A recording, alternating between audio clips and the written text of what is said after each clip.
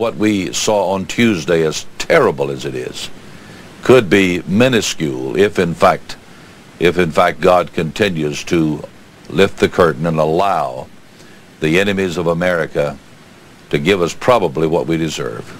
Well, Jerry, that's my feeling. I think we've just seen the antechamber to terror. We haven't even begun to see what they can do to the major population. The ACLU's got to take a lot of blame for this. Oh, yeah. And I know I'll hear from them for this, but throwing God, or successfully with the help of the federal court system, yes, throwing God out of the public square, out of the schools.